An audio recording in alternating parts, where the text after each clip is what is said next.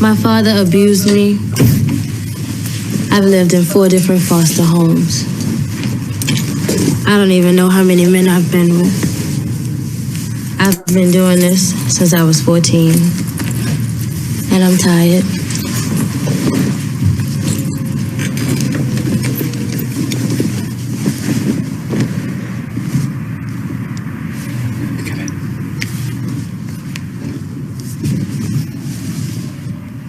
I don't like this. Is this all I'm good for? Do you even care who I am? Just relax.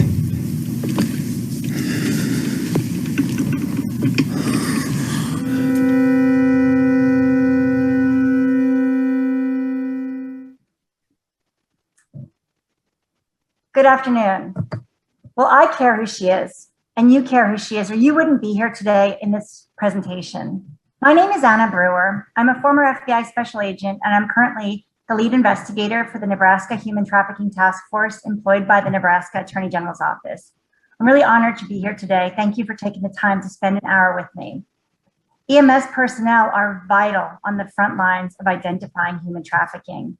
The people that you're going to come into contact with all have a story. And if you know the right things to look for, you'll be able to share their story and help them through their journey. Today, I'm representing the Nebraska Human Trafficking Task Force, but the work that I do is the same work that happens across the United States. So if I refer to things just in Nebraska, please know that they're most likely happening in your community. So what is human trafficking? Human trafficking is the second fastest growing criminal enterprise worldwide, arguably pushing up against drug trafficking to become number 1. Why is that? That's because drug traffickers realize that there's less risk and greater reward in selling a person. So for example, if I was to meet you in person today, which I'm so sad that I'm not, I would be driving in my car to the conference or to the presentation. And what if I took my 9-year-old daughter with me, pulled her out of school, was driving down the road and I was speeding, and the police officer pulled me over? I would not be arrested. I might get a speeding ticket. The police officer might look at me and say, why is she in the car? Shouldn't she be in school? And I would tell the police officer, no, officer, I am the best mom ever. My daughter is sick and I just do not want her to be home alone. She's only 9 years old. So she's going to come with me to the presentation. She's going to sit in the back of the room. She's going to be quiet. I promised this group of people that I was going to present over a year ago. I'm going to do my presentation and I'm going to take her home. And so I'm such a good mom.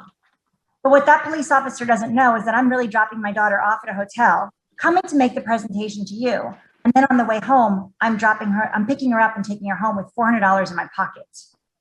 Now think about it. If that police officer came across a person that was driving down the road speeding and there was cocaine in the car, and the police officer looks in the window of the car and sees cocaine, that person is going to jail. Do not pass go, do not collect $200, because you cannot drive down the road with cocaine in the car.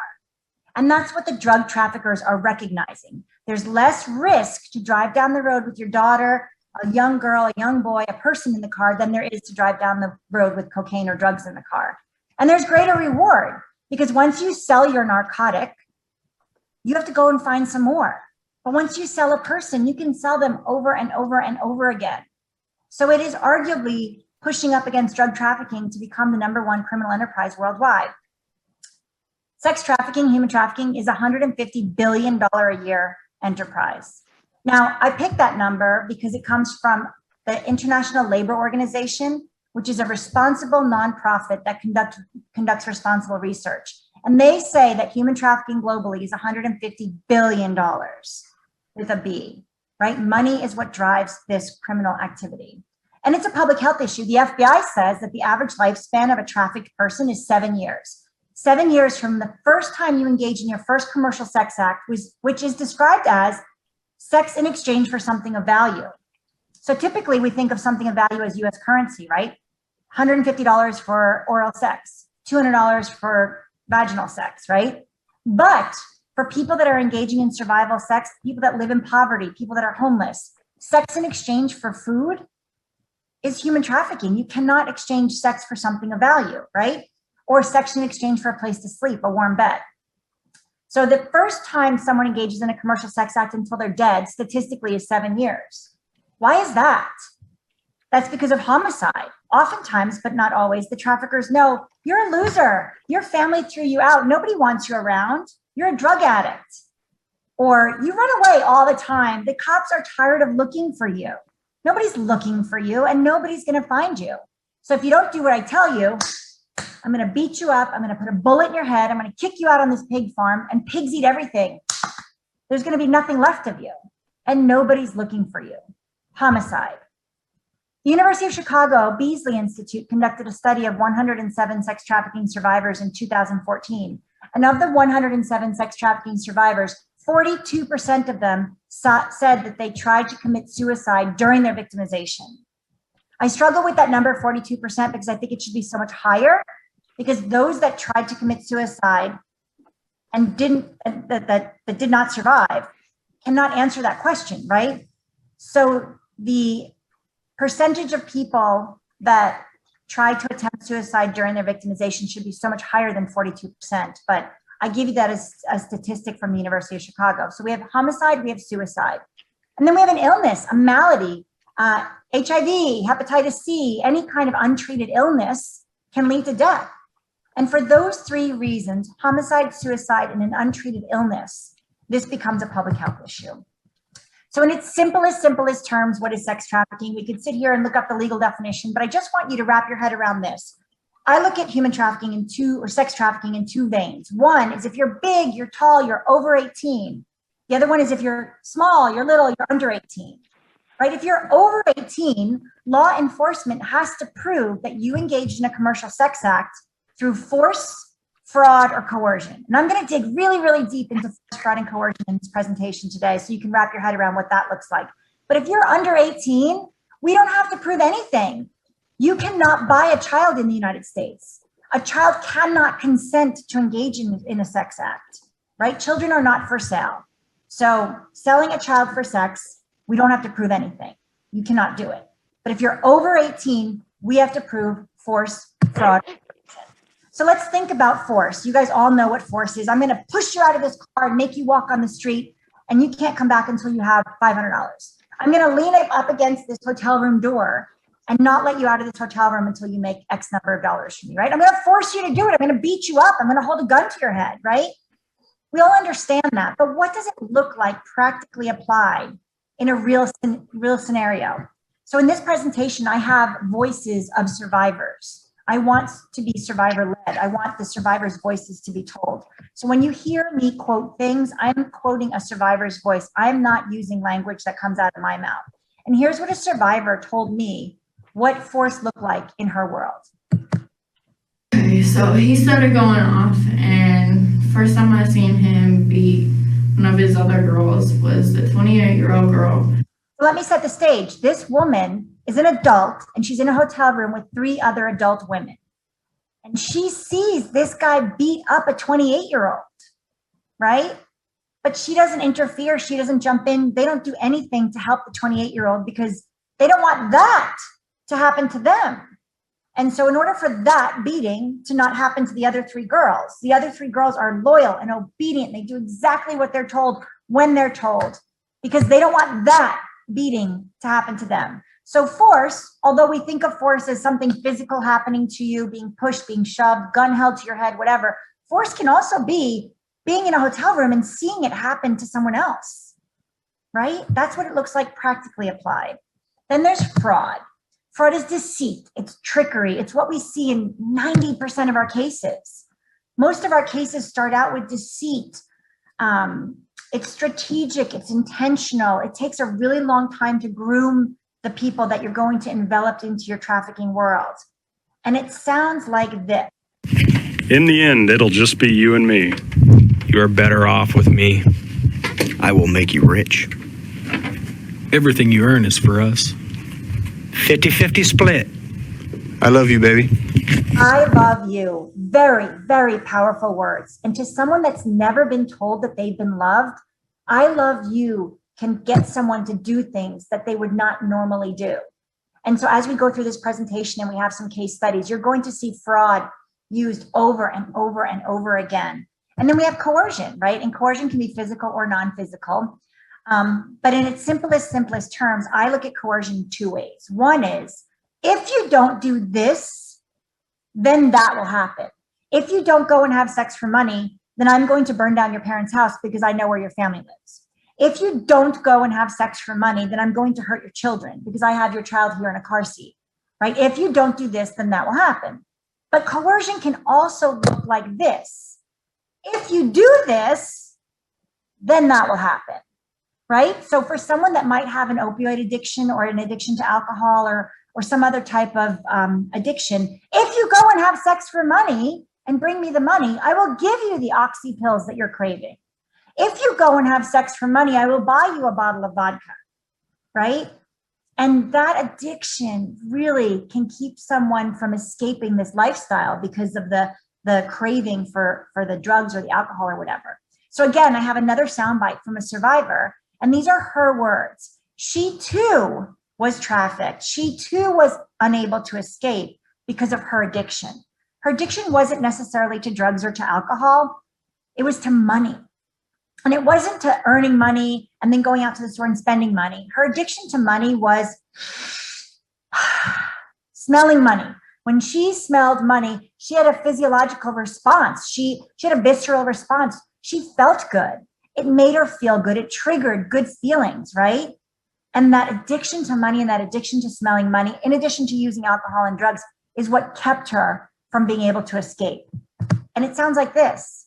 The money is what draws people in and makes them want to stay. Well, that's what made me want to stay doing it, because I can't talk for everybody else. Right. But the money is like, I got to the point that money and weed was my best friend. Right. Yeah. I love the feel of money. Like, I would smell money, and it was just like, still, it makes me smile. I really want this presentation today to be very anecdotal. I want to hit on the academic components of trafficking and what it looks like legally, but I really want you guys to understand this girl's head and where she comes from and why she was unable to escape. Sex trafficking is not voluntary, nor is it consensual. When I worked for the FBI, I had a lot of cases that made the news, and I would come running home after we had a conviction, and I'd tell my husband, Mike, here, turn on the laptop, and I'd pull it up. I'd pull up the news article, and I'd show it to him because he would know that I've been working on this case for a long time. And then underneath the case, you can read, underneath the article, you can read comments by people. Yeah, don't ever read that. People are mean and people are nasty. And people would write things like, why is the FBI wasting their time on this? These are consenting adults engaged in consensual sex. She wanted it. She deserved it. It's her fault. She should get in trouble too, right? And I pull my hair out of my head because it is not voluntary, nor is it consensual. And I hope that if there are any doubters out there, by the end of this presentation, you too will realize that this is not voluntary. This is not consensual. When you get to the backstory and the person's journey, you'll understand that. It happens to all people, boys and girls, men and women, transgendered people. It doesn't matter who you are. It doesn't matter how old you are. It doesn't matter where you come from, wealthy or not wealthy. It doesn't matter. Anybody that has a vulnerability can be susceptible to being trafficked. It doesn't require the geographical movement from one state to another, New York to New Jersey, California to Nevada, Nebraska to Iowa. Each state has state law that makes it illegal in that state to traffic a human being. And then we also have federal law. And the minute you use a cell phone or go onto the internet to engage in sex trafficking, you've now violated federal law. So the other thing about sex trafficking that people can't believe is that it happens when the trafficker and the person being trafficked can be married and or related. No way a husband would traffic his wife. I'm going to introduce you to a man that trafficked his wife, that sold his wife. No way a mother would sell her child. I'm going to introduce you to a mother that sold her 14-year-old daughter. Like, that's why this crime thrives, because people don't realize it and it's right in front of us. So I'm going to also rely on some science and some data from HTI Labs. So this is my footnote here citing the data from HTI Labs, which is a nonprofit organization out of Omaha, Nebraska. And what they did a research study between 2016 and 2018. And they mined or scraped or pulled data off of one website. Now, there are hundreds of websites that sell sex, but one website in particular that was very prolific between 2016 and 2018 was Backpage.com. Now, Backpage.com was an online marketplace much like Craigslist. You can buy a piano, you can sell your TV, you can get a review on a great restaurant, right? online marketplace, but this online marketplace sold human beings. They are now defunct, they're no longer in business. The FBI seized them in April of 2018. But here's some data from the science, the research done on that one website in that 2-year time frame. 20% of all the ads across the United States advertise someone as young based on keywords, right? So young, small, tiny baby, fresh meat, virgin. In the first ad, you'll see extra small, extra tight. Do you want a good time with a tiny baby, right? We're not selling 50-year-old Anna Brewer here. We're selling a child, right? It just turned 18 yesterday. I don't think so, right? And 11% of the ads across the United States advertise someone with an age, with a number in it, right? So under the age of 21. So the top ad, once again, says extra small, extra tight, 18, right? It has that number in there. And so then every time HTI Labs saw an advertisement online, now I've cut out the salacious parts of this ad. These ads would have pictures, oftentimes naked pictures, sometimes child pornography, phone numbers. They would have addresses like available at the Hilton Hotel in Omaha, or traveling through York, I'll be at the intersection of First and Main Street, or whatever, available in Southeast, Iowa. Whenever they had any type of geographic location, HTI Labs put a blue dot on the map. And then more blue dots on top of blue dots turn green, the green dots turn yellow, the yellow dots turn red. So whenever there's a red dot, that means there is a tremendous amount of marketing or advertising for that city, town, or village. Now, Polaris Project has done this for the United States. You can go to Polaris Project and look up this heat map for the United States. But this, my friends, is a heat map of Nebraska, where I live. And that heat map to me is translated that's I-80, Interstate 80. It goes from New York to San Francisco. And those hot spots are right along our interstate, right? This is per population of 100,000, so it's per capita. But it is in the smallest of smallest towns: Bridgeport, Nebraska, Ogallala, Nebraska, Beatrice, Nebraska, right? Not just Omaha or Lincoln. St. Paul, Nebraska is a very small town, and per capita, there were more advertisements to that small town than there were in the capital, the state capital, Lincoln. So how do traffickers operate? They exploit vulnerabilities and marginalized status, and they use technology to do it. So what's a vulnerability? Well, the vulnerabilities are listed to you there in the blue squares, right? Being young, age is a vulnerability. Living in poverty is a vulnerability. Being homeless is a vulnerability, right? What's marginalized status? Well, marginalized populations, those are those people over there, right? I don't marginalize people in my life, but it happens. We see it every day, unfortunately. So those refugees over there that don't speak my language, those people, or those people over there that don't dress like I do, or that LGBTQIA population, right? Like those people over there. And those people are stigmatized, they're marginalized. And that marginalized status oftentimes makes them vulnerable. And in this case study that I'm going to share with you, I'm going to talk about a person under the age of 18, right? A 14-year-old girl that's in the public school system. And so remember, human trafficking, if you're over 18, we have to prove force, fraud, or coercion. Under 18, we do not have to prove anything. You cannot buy or sell a child. So this girl is on Facebook. She comes from a lower socioeconomic family with a little bit of alcohol abuse and substance abuse in the house. I think there's some mental health issues, but all in all, it's kind of just a normal family in the United States. And this girl is on Facebook, and she has 4,000 friends on Facebook, right? I don't even know 4,000 people in my life. And this girl has 4,000 friends. And what the trafficker is doing is he's using fraud. Now, we do not have to prove force, fraud, or coercion, but I'm going to employ it so you can wrap your head around what does force, fraud, and coercion look like practically applied. He's being strategic. He's being intentional. And he's looking at her Facebook page day in and day out. And he sees that she loves the Kansas City Chiefs and they won the Super Bowl. She sees that she loves Pink, the artist, the singer, Pink. She loves football games. She loves roller skating. She loves pink roller skates. She actually got a pair of pink roller skates for her birthday with pink wheels and pink shoelaces, and she loves roller skating. She loves Katy Perry. She thinks Katy Perry is one of the best singers. She hates snow. She hates cold weather. She doesn't like living in Nebraska. She wants to move. She hates math, right? She puts that she failed a math test on her Facebook. And she's putting all these things just like everybody does on Facebook. Yay, celebrated this, family reunion, and boo, I don't like when it rains, whatever. Everybody does this. They put good things and bad things. And the trafficker's watching, and he's watching day in and day out. week in and week out. And 3 months into looking into her Facebook, he sends her a message and says, hey, do you remember me? No, they don't. She doesn't remember him. They've never met, right? But he knows her because he's been watching her Facebook page. And she says, no, sorry. And he's like, oh, I'm sorry. I saw you at the roller rink with your new pink roller skates and your pink wheels and your pink shoelaces, and you had your new black sweater on. And I just, I know that all the boys wanted to skate with you and you were the prettiest girl there, but I thought you might remember me. But, I looked you up on Facebook, and no, if you don't know me, that's cool. I'll see you later. Bye. And she's like, no, wait. Clearly you know me because you saw me at the roller rink, right? And he's like, oh yeah, well, I'm 25. She's 14. I work, and I was at the roller rink, 3 months ago, and I saw you there with those pink roller skates. I thought you were really pretty. And she's like, oh, thanks so much. And they start talking online. And then he goes, hey, you know what? My friends are beeping outside. I'm going to go out and catch a drink with them tonight. I got to go, but I'll see you later. Bye. And they stop talking. And then about 2 weeks later, he gets back online and says, hey, how's it going? And she says, hi, because now they know each other. They don't know each other. And they continue to talk. And they talk about all kinds of things, the weather, the football game, this, that, the other thing. And then he gets off. And the next day he gets on. And this happens for about 3 months. They're talking online, sporadically throughout the week. He hears about her volleyball. He hears about how she hates math. He tells her about how his car broke down, how he's getting a promotion at work, whatever it is. And 3 months later, he says to her, guess what? And she says, what?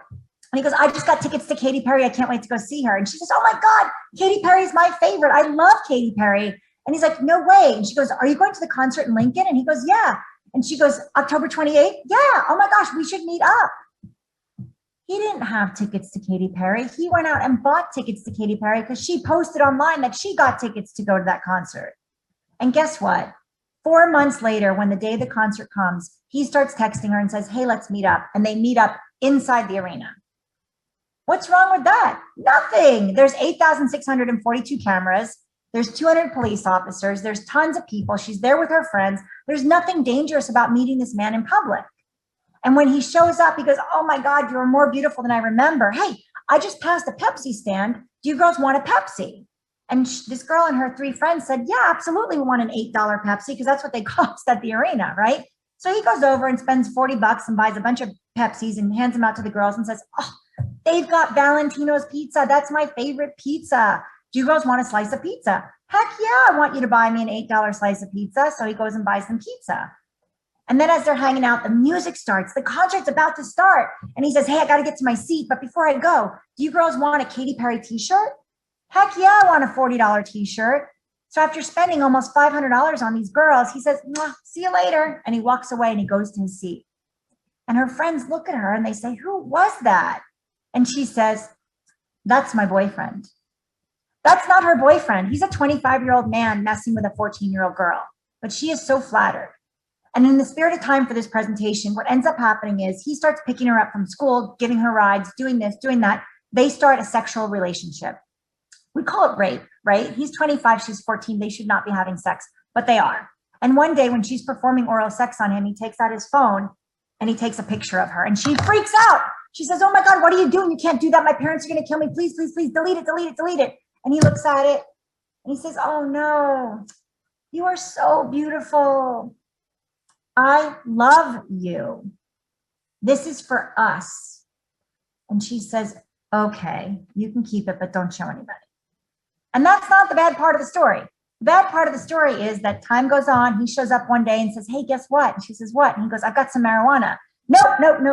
I don't smoke marijuana. I'm on the volleyball team. I don't do drugs. And he says, if you love me, then you will smoke marijuana, right? Coercion. If you do this, then that will happen.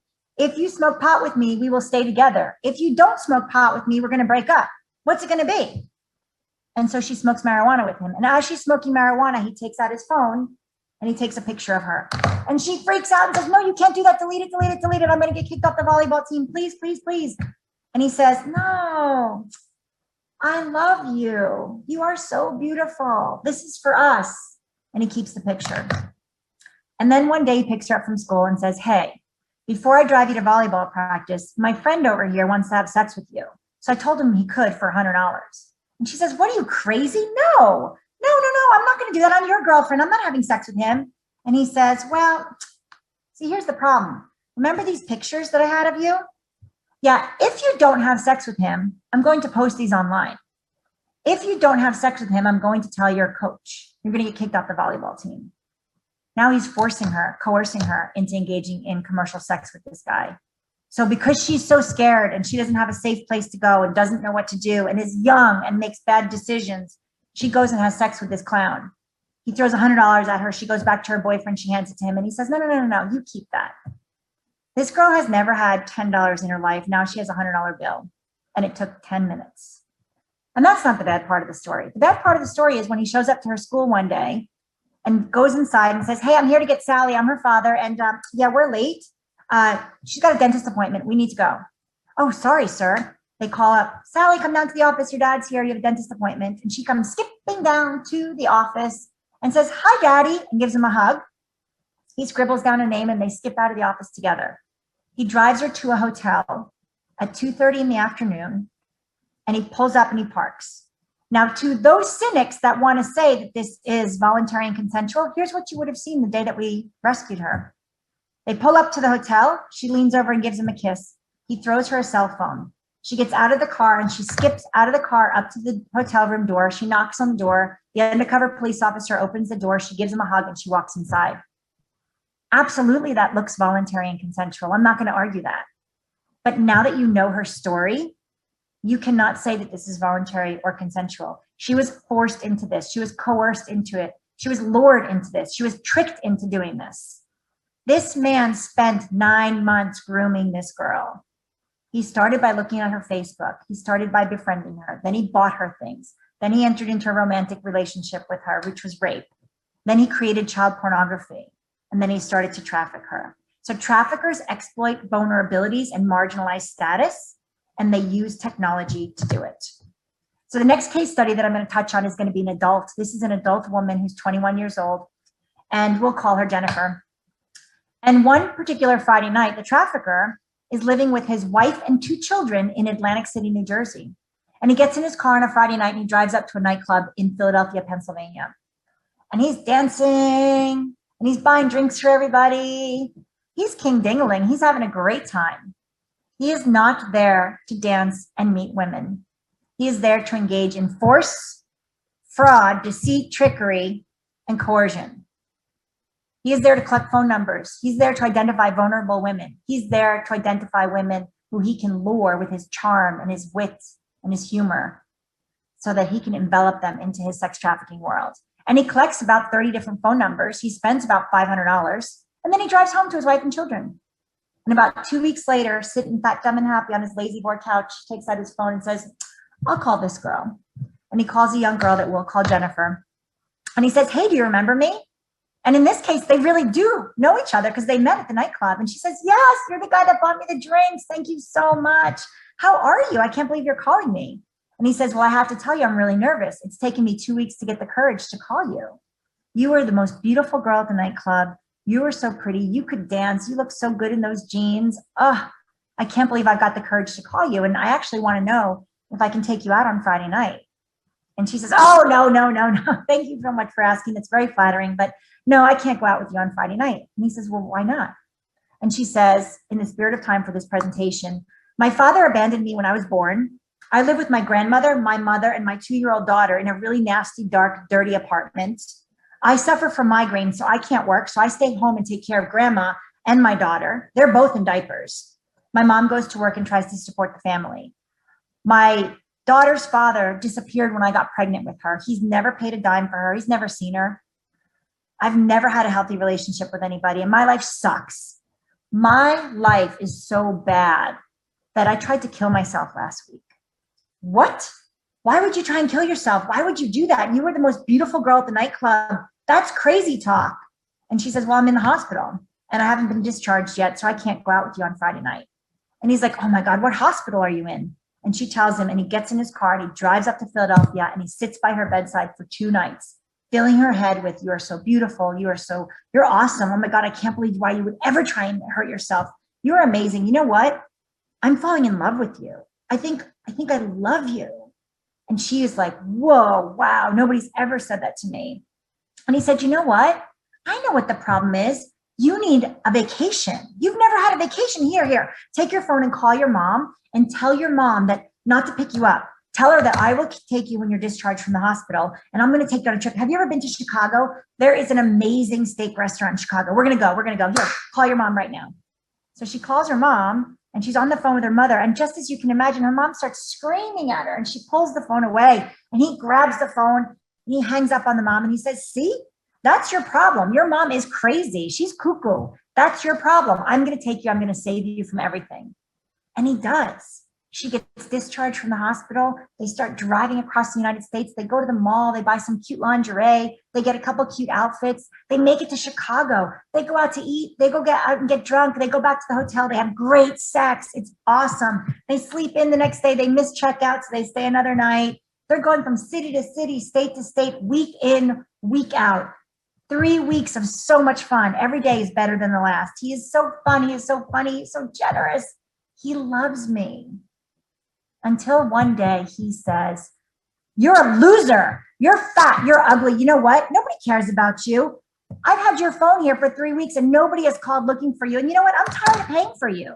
You've cost me so much money. You need to get out there and make some money for me. Get out there and make me money. And if you don't, my people in Philadelphia are going to kill your mother, your grandmother, and your daughter. I know where they live. So get out there and make me money. And she's terrified. What happened? This was my Prince Charming. He just snapped. Because that was his intention all along. He was never in it to win it with her. And so she's forced now to go out and sell sex, or he's going to hurt her. He's going to kill her daughter. Force, fraud, deceit, trickery. He tricked her into this. She is not mentally well. And she's out now engaging in commercial sex acts for his benefit. And he drives from city to city, state to state. And together they meet a young girl in Little Rock, Arkansas.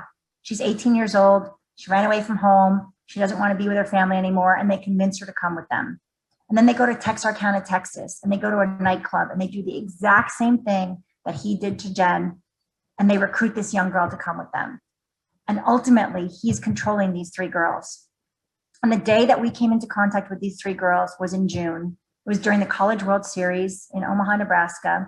And here's what you would have seen if you were there. Janelle, the trafficker, pulls up in a white SUV to the hotel door. Jen is in the front seat. The 2 girls are in the back seat. She leans over. She gives him a kiss. He throws her a cell phone. She gets out of the car. She's in a t-shirt, a pair of shorts, and Chuck Taylor Converse sneakers. She looks like she's going to a baseball game. She's not wearing high heel shoes or fishnet stockings or stilettos or anything like that. She looks like an average girl. And she walks around the outside of the car. She knocks on the door. The undercover FBI agent opens the door. She gives him a hug and she walks inside. I agree that looks voluntary and consensual. It does. She could have taken the cell phone and called 911 and said, help, this guy's holding me against my will. She could have taken the cell phone and hit him in the head. The 3 girls could have ran out of the car at the same time in 3 different directions. He can't chase them all. But they didn't, because they knew that he could kill their family. They knew that he could kill their children. They knew that he could hurt them. And they didn't know anybody in Omaha, Nebraska, right? So traffickers isolate their victims from family and friends. They appeal to love. No one ever loved Jennifer before that day, right? Emotional, physical, sexual, verbal abuse, absolutely. Although he didn't force substances on them, he absolutely made them available, right? Drugs and alcohol. Appeal to fear. These girls were terrified of him. But at the end of the day, it was deceit. It was trickery. It was fraud. It was that slow, intentional, strategic attempt to lure or entice these girls into his world. Much like the domestic violence power and control wheel. It's power, it's control. So let's talk about power and control with Elizabeth Smart here. I'm sure you all know who she is. She's a young girl that was abducted, and she's going to explain why she never left her abductor. One of the most commonly asked questions that I do get is, well, you were only this far away from people, you went down into public, like you had police approach you, like, why didn't you run? Why didn't you do something? And first of all, I want to say that from a survivor's perspective and from a victim's perspective, when people ask you, why didn't you run? That, I know it's natural curiosity. I mean, it's just part of being human. We want to know, but the victims, the survivors don't hear, why didn't you? They actually hear, you should have, which is, I would say, just as damaging as what they actually went through. So for me and for so many other survivors, why I didn't run and why so many others don't run isn't because we don't want to, isn't because we're on vacation or because we love our captors. It's because we've been so threatened, we've been so manipulative. I mean, take just my story, for instance, okay? I was kidnapped, nobody rescued me from the place that I thought was most safe in the entire world. I was raped, nobody stopped him. I was chained up, nobody stopped him. I was starved, nobody stopped him. I mean, I was abused physically, sexually, emotionally. Nobody stopped him. He did all these things to me and no one ever stopped him. So when he said to me, if you ever try to run away from me, if you ever try to do anything that I don't want you to do, I will kill you. I believed him because no one had stopped him before, so who is going to stop him now? So many women are victims of rape and sexual abuse, and that is, I would say, worse than murder, because murder is over and done with. Rape is something that you go on and live the rest of your life with, and it's so easy to fall into that pit of worthlessness and shame just because that's happened to you, whether it's one time or a million times. That does not make you any less of a human being. It does not diminish your self-worth at all. So hopefully that really, I think she does a great job and very succinctly to explain why they don't leave. So these are the pimp disguises. So the pimp or the trafficker pretends to be something that they're not, right? I'm going to be your Lance Romance, right? I'm going to be Prince Charming. I'm going to provide for you. I'm going to give you rides to volleyball. I'm going to take you away from your troubles here in the hospital, right? I'm going to promise great things. We're going to go to Chicago. We're going to have a great steak dinner. I'm going to take care of you. And I'm going to use my physical power to intimidate or protect you from others. But if you don't do what I tell you, I'm going to use violence and threat to maintain control. So this is really important. I'm taking some statistics from the state of Nebraska. In February of this year, there were 37 kids that were missing from foster care in the state of Nebraska. And this is just a breakdown of who they are, where they're from. Really, the teaching point here is it's anybody. It doesn't matter your race. It doesn't matter your age. It doesn't matter your sex. It's across the board. And then of the kids that were missing, look at this.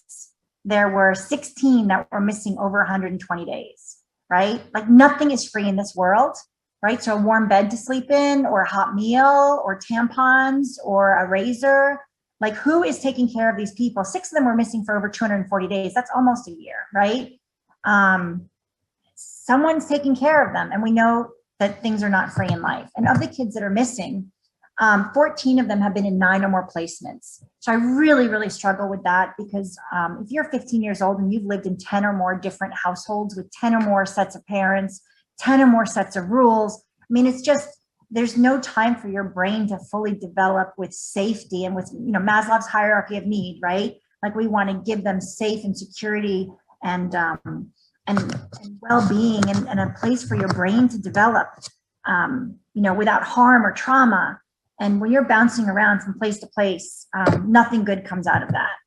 So now, hopefully you believe me when I tell you that trafficking can be anywhere, it can be anybody, it's not consensual, it's not voluntary. Now I want to show you really quickly, we're kind of running out of time, what it looks like, right? So I'm going to show you images of all of this stuff. Unusual tattoos, several cell phones, no identification, large amounts of cash. Your cell phone and your ID are controlled by someone else. There's a close relationship with a significantly older or unrelated adult. Unkempt, malnourished, disoriented, evidence of injury. I've trained all of the TSA employees in the state of Nebraska, and I've had countless TSA employees come up and say, we see this all the time. And I said, what do you see? And they say, we see 2 or 3 people traveling together, and the girls or the people approach the podium and we say, can we see your license and can we see your ticket, your airline ticket? And they just stare at us. And then they turn to the person that they're traveling with, and this typically older adult takes out his or her wallet and starts handing out IDs to people. Right? I love my husband to death. He pays for almost everything in my life. He takes care of me. He's a good dad. He's a wonderful person, but I have my own wallet. I have my own credit cards. I have my own identification. My husband doesn't hold my wallet for me. He doesn't hold my driver's license for me, right? And so this is happening in plain view right in front of all of us. Think about the last time you traveled. I know COVID, right? But the last time you traveled, do you remember who stood in line in front of you at TSA? Do you remember who stood behind you? Do you remember who sat next to you on the plane? Do you remember who sat in the row in front of you on the plane? Probably not, right? Because we're so caught up in our own world, and you just don't think that sex trafficking is happening right in front of you in line at the TSA check-in counter, right? But it is happening. So here's a car. You might be a first responder that shows up to a car accident, and you might see this, right? So here are prepaid credit cards, hotel key cards, and a ledger. I'm going to show you a ledger 2 more times in my presentation today, so pay attention to that. Yay, they're engaged in safe sex. In the console, there is a box of 100 condoms. Who the heck drives down the road with a box of 100 condoms in their car? Keep your computers on mute. I don't need to know. Frequent visitor cards, right? I have those cards. I go to Starbucks, I buy 9 cups of coffee, I get 9 punches, the 10th one's free. I go to Jimmy John's and buy 9 sandwiches, I get the 10th one free. I have those cards, but so do traffickers, because the more they get for free, the less money they have to spend on the people that they're trafficking, right? A weekend bag. Jennifer left the hospital with the clothes on her back. Do not have a lot of luggage, right? So they might have a weekend bag or a backpack or something.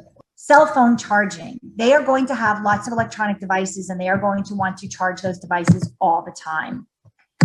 So this is a staged car accident, but if you were to come across this as a first responder, there's no luggage in this car. There's a backpack in the back seat, right? That's it. On the console between the driver and passenger, there's electronic charging equipment. There is a gold foiled condom inside the front, like by the radio there. There are the frequent flyer cards or the frequent diner cards on the front seat, and there's trash. If you ever get the chance to tell the police to take the trash, because what's in that Jimmy John's bag there? There's a receipt. The receipt is going to tell you the date, the time, and the place where they bought that Jimmy John's sandwich. And if you take that receipt and you walk up to a map of the United States and you get a push pin and you put that push pin in the city and state where that sandwich was purchased, then you call the police in that city or state and you tell them to go out to that Jimmy John's store, and they stand there and do a 360, turn yourself around, because somewhere within 50 yards of that Jimmy John's or 100 yards of that Jimmy John's, there's going to be a hotel. I promise you there's going to be a hotel. And when you know who these people are, because they've been in a car accident, and you have the receipt and you find the hotel, you go to the hotel and you see if they were staying there. And I promise you, you're going to find receipts that they stayed there. And there's going to be so much more evidence and so much more actionable intelligence that you're going to get out of that trash. These people that are trafficked are going to have tattoos. It's a branding. The traffickers like to brand their commodity, right? Some of the tattoos or the brandings are more obvious than others, such as the dollar signs or cash only or pay me. But some of them are less obvious, like a barcode or a trafficker's name, right? I always ask people, tell me about that tattoo. Because anyone that has a tattoo has a story behind it, even if it's a bad story. Oh, me and my friends did this when I was in college and I hate it, right? There's a story behind it, right? If you ask someone about their tattoo and they start to pull their sleeves over and they're trying to hide and they're like, oh, that's a stupid one, I don't want to talk about it. There's a story there, right? The Beasley Institute that I cited earlier out of the University of Chicago conducted a study of 107 sex trafficking survivors. And of those survivors, 88% of them said they came into contact with a healthcare provider during their victimization. You are that barrier. You are that, person that they're going to come into contact with. These people have been to a hospital or the emergency room. They've been to Planned Parenthood. They've been to a neighborhood clinic. They've been to urgent care. They've been to a dentist. For some rhyme or reason, they're going to healthcare. And you all know, you separate them from the person that they came into the hospital with. You ask them if they're safe. They may tell you that that's their boyfriend or that's their girlfriend. I work with them. I am Anna Brewer. I'm a nurse here. I work at this hospital. I work Monday through Friday, 8 to 5. I'm worried about you, but you don't have to tell me anything. When you are ready, this is when I work. These are the shifts I work. Or I have a really good friend that's a police officer that would be worried about someone like you. Just be that little drip. Some survivors that I've talked to said that there was a constant drip of positive people in their life. And then finally, when they had the courage to leave, they called some of those positive people. Pay attention to signs of abuse. So I asked a young lady who was over 21, do you have any scars, marks, or tattoos? Because I had to prove force, fraud, or coercion. She was over 18. And so she said, yeah, I've got bruises all over my body. And I said, well, what's the worst thing that he did to you? And she said, probably these staples in my head. And she showed me the staples in her head. And I thought to myself, well, that stinks, but I'm really happy because there's going to be a paper trail. This happened in a hospital somewhere. So I said to her, what hospital did that happen in? And she said, I don't remember the name of it. And I was like, oh, well, you probably don't remember the name of the hospital. What city and state did it happen in? And she said, I can't remember. And then I started to get frustrated, but then I remembered that the inability to recollect or to tell me something in a chronological format is consistent with trauma. Of course she can't remember. This guy cracked her over the head with a lamp, right? And she said, you don't understand. He beats me all the time. And she pulled her pants down and showed me the bruises on her legs, right? Those are signs of physical abuse. Those signs help the police prove force and then fraud and coercion, right? And remember, there's an exception to medical records as evidence. So when this girl or a girl showed up to the ER and they said, what happened to you? And she said, my boyfriend hit me over the head with a lamp. That healthcare provider wrote in quotes in the medical records, the patient presented and said, quote, my pimp, my boyfriend hit me over the head with a lamp, unquote, right? We can use that in court. So they like hotels. Traffickers like hotels that have doors to the outside. They don't want to walk past the front desk. That's not to say all the time that happens. They do go to nice hotels where there's a front desk. But oftentimes they do like hotels where they can just look out the window and see who's pulling up, right? They may put the do not disturb sign on the door for days and days and days at a time, or the exact opposite. They may keep calling for service, right? So think about the last time you were in a hotel, you got up, you took a shower, you left. The bed was a mess. When you came back at 5 o'clock, it was, made, and there was new fresh towels and soap and towels and shampoo. That happens with traffickers. But then after the housekeeping makes the bed, the first client comes, they roll around in the bed, they have sex, they need the bed made again. So they'll call down to the front desk and say, can you please send housekeeping up to make the bed again? Well, we were just there an hour ago. Yeah, I know, but I'm the customer and I want the bed made. Okay. And then 2 hours later, hey, we need more soap, towels, shampoo. We need a new set of sheets. Okay, we did that this morning. Well, I'm the customer. I need more soap, towels, and shampoo, right? They are going to be that customer that keeps calling for help. So here's a 911 call to this hotel room. There are 4 people staying in this hotel room. They are all unrelated.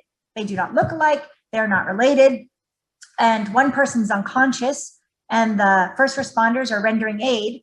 And then as they're rendering aid, they run past the bathroom and they see it out of the peripheral vision that the bathroom is a disaster. It's 2 o'clock in the afternoon. Why are all the soap, towels, and shampoo all used and just thrown recklessly in the bathroom? They render aid, and then as they are done rendering aid and taking the patient to the hospital, the people that are left behind see in plain view sex toys and lingerie on the desk. Remember, I told you there's 4 unrelated people staying in this room, but there's only 1 suitcase.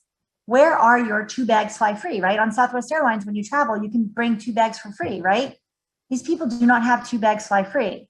They have 1 suitcase for 4 people. Have you ever been on a trip with anybody, your significant other, your best friend, your coworker, and said, hey, let's just take 1 suitcase to bring your socks and underwear to my house and you can put it in my suitcase? No, that doesn't happen. Everybody has their own stuff. There's only 1 bag in here. And then the box of 100 condoms was found in the drawer here. There were shoes laid out and there was lingerie laid out, right? All these things in its totality indicate that there could be trafficking going on. This is the ledger from the front seat of that car. James came on 9/16. I blocked out his phone number. He came at 2 o'clock and he saw Summer for $250. And then Bill came, and then Mark and Frank and Sam and Nick, right? These people keep records because the girls compete against each other to see who can make the most money. And whoever makes the most money is called, excuse my language, the bottom bitch. And the bottom bitch is the #1 most trusted girl, and she gets benefits. So when they rent a hotel room and there's only 1 king size bed, guess what? She gets to sleep in the bed as a reward for making the most money. The other girls sleep on the floor, right? If the trafficker wants to go out to dinner, she might get to go out to dinner with him. The other girls can eat Jimmy John's, right? And so they keep records, and records are invaluable. We can identify the subscribers to these phone numbers, and we can go out and identify the sex buyers. There are scripts on that desk in that hotel room that I showed you. There was this script, and it said, hello, may I please speak to blank? Hi, may I please speak to Bob? Hi, this is Anna calling from the ad online. Are you still interested? If yes, do you want to know what I look like? Well, I'm 5'6". I weigh 130 pounds. I'm 36 double D. I have red hair and green eyes. I am 18 years old. Are you still interested?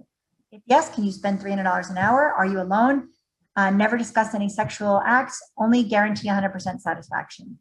They leave scripts. So who might see that? Well, maybe a TSA employee going through luggage might see that. maybe the housekeeping, maybe a teacher, that if someone leaves a book bag in the library and the teacher's looking through the book bag to see who it belongs to, someone might see this. They write letters from jail. This clown wrote wifey. Wifey is a term of art, and that's how girls refer to each other. Like, we're wifeys. I'm his wifey. We're wife-in-laws. So he writes wifey, and in the red box he writes, I don't know what you are doing out there, but you better hit the stroll. Well, the stroll is the track, the strip, the blade, the stroll, the street. It's the street where you walk and you sell sex, right? Because pimping is still in effect. He did not write pimping is still in effect. I love this evidence. It's great. I don't got no cash, and you're out there sitting on a gold mine. She's sitting on her vagina, right? And that's the gold mine. So this letter is ridiculous. So if you ever work in a detention facility or know someone that does, please share with them that they write letters. When does sex trafficking happen? It happens all the time. We hear a lot of, it happens in the morning, it happens at lunchtime, it happens at nighttime. We hear that it happens during big sporting events, College World Series, the Super Bowl, NCAA playoffs. It's not the event.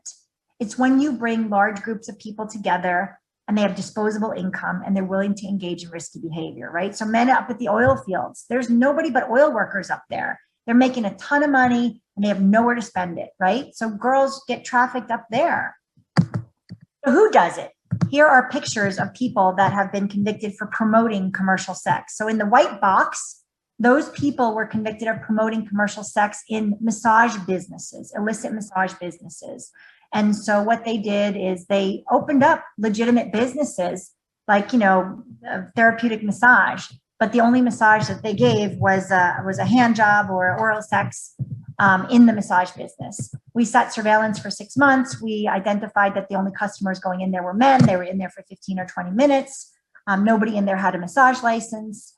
And these people together had a client list of over 3,000 people. The man in red, that's the man from Philadelphia, Pennsylvania, Atlantic City, that went to the mental health hospital and pulled Jennifer out and took her around the United States. The two people in yellow, that's a husband that sold his wife. That man sold his wife. And the reason that she got charged is because after doing it for so long, she was clearly a victim. But he said to her one day, she said, I don't want to do this anymore. And he said, there's only one way out. You need to go and recruit some more girls and fill up your spot, fill up the vacuum, right? And so she went out and started to recruit young girls to engage in commercial sex acts. And she recruited one young girl. They took her to a hotel. They held her against her will. And the day that the girl decided to try and escape, she had gained their trust and said, I'm just going to go down to the front desk and get some more soap, towels, and shampoo. And they said, yeah, sure. So she went down to the front desk. And as she got to the front desk, she was so filled with anxiety that she started to vomit and throw up everywhere, throwing up. The lady behind the front desk called 911. The first responders showed up. And the girl said, I'm being held against my will. The people upstairs in room 234, they won't let me go. And the front desk lady was like, you're not being held against your will. I have seen you for the last 3 days. You're staying up there with those people that are partying. There's people coming, going at all hours of night. You come down here with them laughing in the morning, eating our free breakfast. You're not being held against your will. And one of the paramedics said, I've had some training in human trafficking. I believe her. We believe victims. And they took her, they called the police, and sure enough, she was telling the truth. The people in purple, the two people on the left, the man and woman in navy blue and orange, they were married, match made in heaven. I will speak, I'll try and be nice here. Clearly, they don't have the best interpersonal appearances or interpersonal skills so that they could not go to a local high school and recruit young kids. So what they did is they got the third person, the Hispanic male in the white t-shirt, to go to the local high school and recruit young girls. And he and his girlfriend, Kat, who's next to him, went to a high school football game, and they bought girls hot dogs and pizza and Pepsi and Doritos and said, hey, if you ever want to smoke pot, my aunt and uncle can get us pot. Hey, if you ever want to drink alcohol, we can get you alcohol. Give us a shout. And if you tell 100 teenage girls that you can buy them marijuana or alcohol, I promise you 1 or 2 of them are going to call you. And they did. 2 girls did. Ramon went and picked them up on a Friday night, brought them back to his aunt and uncle's house, the lady in blue and the guy in orange, and got them drunk, got them high, and then cut and colored their hair, took pictures of them and posted them online. They sold these girls for sex within 15 hours of the girls being with them. And then I told you I was going to introduce you to the woman right here. If you can see my mouse moving, the lady upper right, top row, white female with a black and white shirt. That's Michelle Randall. She sold her 14-year-old daughter to an undercover state patrol trooper in a small town in Nebraska. So let's hear from Ramon how easy it was to go to the local high school and recruit a young girl. Look for a certain kind of girl when you went out and tried to recruit, or were you just hitting everybody that you could talk to? Usually it was a girl that I would see as vulnerable, in my opinion, as in someone that's not really that didn't come from like a high class family, that would be stuck up or had everything they need, as you could say, you know, if they didn't have a lot of luxuries, that kind of girl. And did you find that it was easy to recruit girls, or did the majority say no to that, or what was your experience in that? A majority did say no. A lot of girls did say yes. Just kind of varied from girl to girl, really. Okay. What kind of things did you tell them to say to the police if they were stopped, or if they got arrested?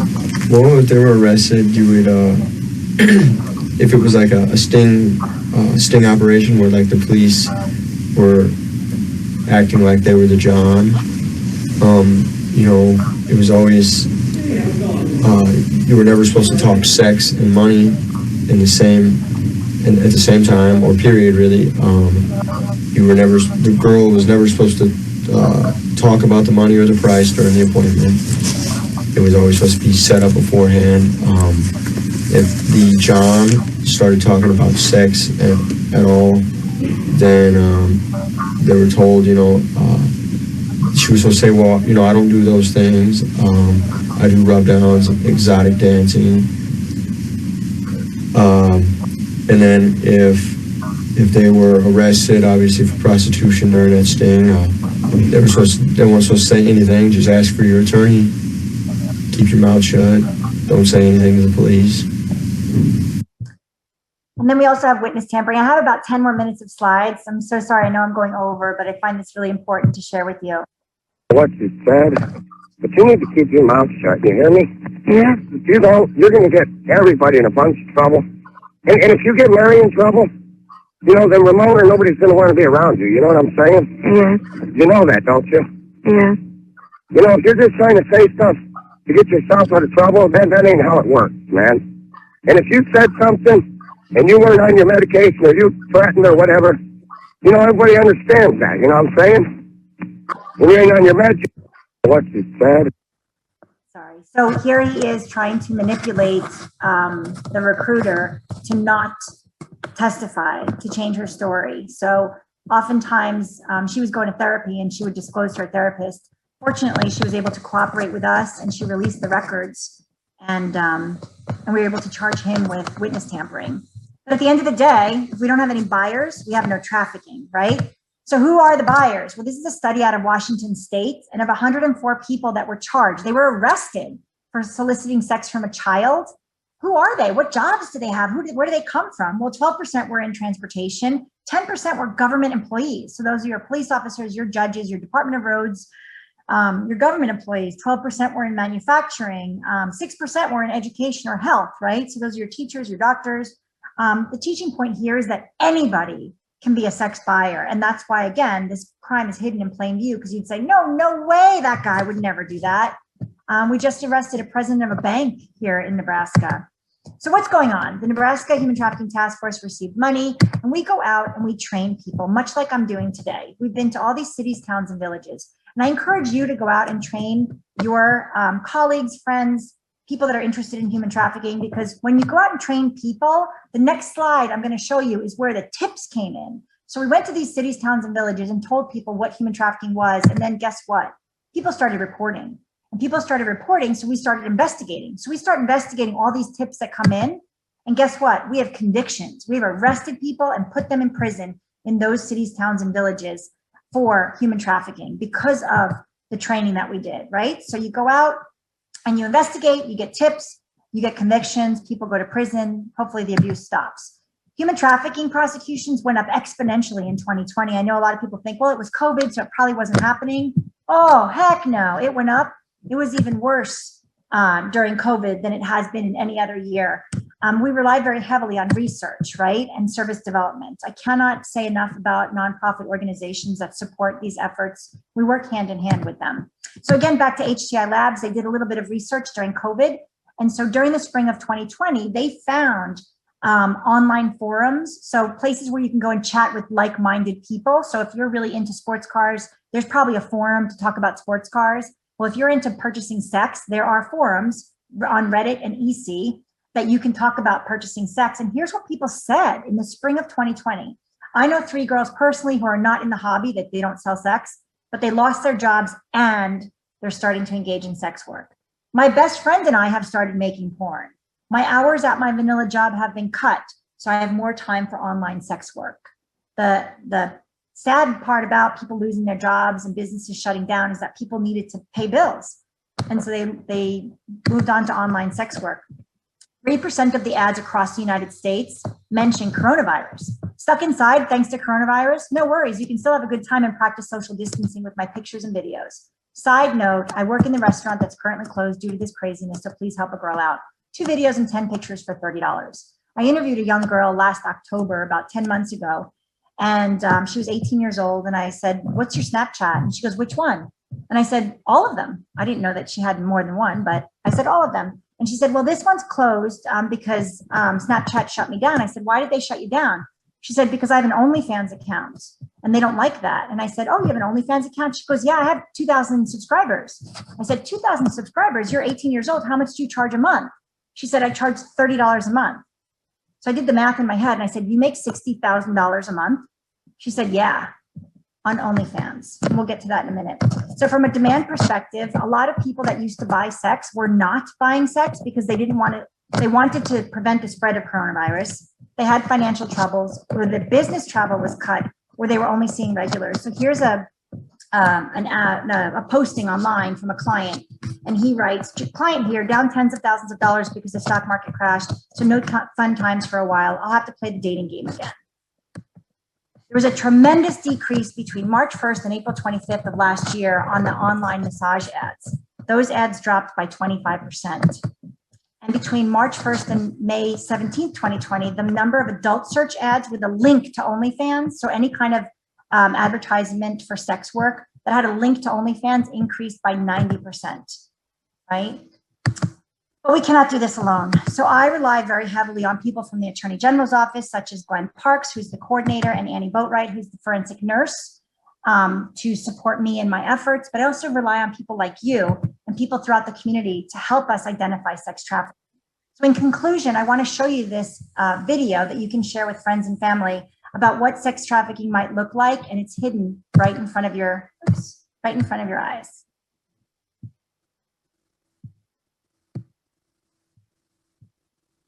When you work in the service industry, you see a lot of homes in all sorts of areas. You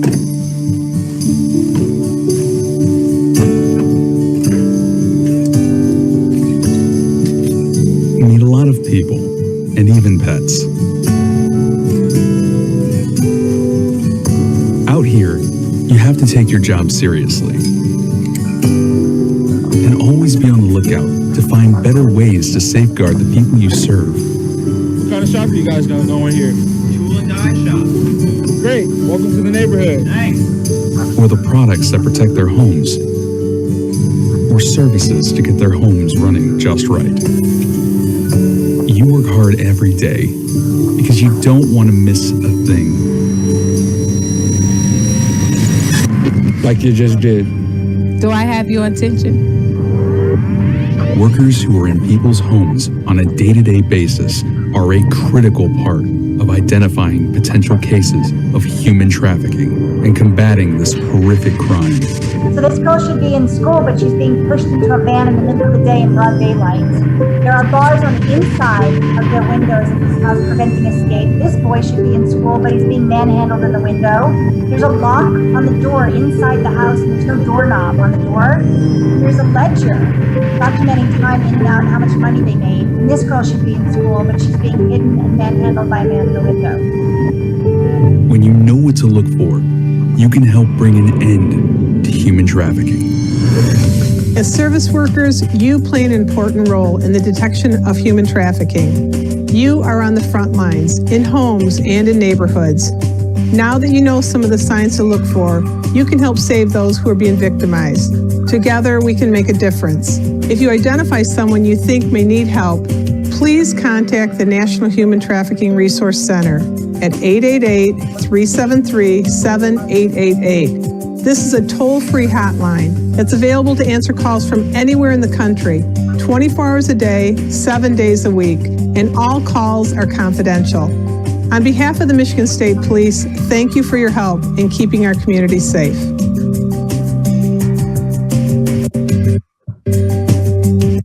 So in conclusion, hopefully now you realize that sex trafficking is happening in your communities, in our country. Hopefully you can recognize some of the signs. I've shown you pictures of the tattoos. I've shown you pictures of behavior you might see in an airport. I've shown you pictures of what a hotel room might look like, right? And then when you realize and recognize this is the venue through which you should respond, call 911 or call the National Human Trafficking Hotline at 888-373-7888. Or you could text HELP if you're being trafficked or you know someone that's being trafficked to 233-733. On behalf of the Nebraska Attorney General's Office, thank you so much for having me today. I'm sorry that I went over. I'm super happy to take questions, but if you have other presenters, I'm happy also to go offline and connect with you one-on-one. Thank you very much. Thank you so much, Anna, for such a powerful presentation. We actually have time for one quick question. The question is, can you speak to trafficking associated with disaster incidents? Yes, I can, although I think there would be other people that would be more appropriate. So we're talking about like Katrina, right? Or some natural disasters where children might be separated from family and friends or guardians. I think it's really, really important that we take those situations seriously so that when you do marry up a child with a guardian, that there's some type of documentation, legal documentation to prove that that is really the guardian, not just the mother, right? Because the mother might not have custody of that child.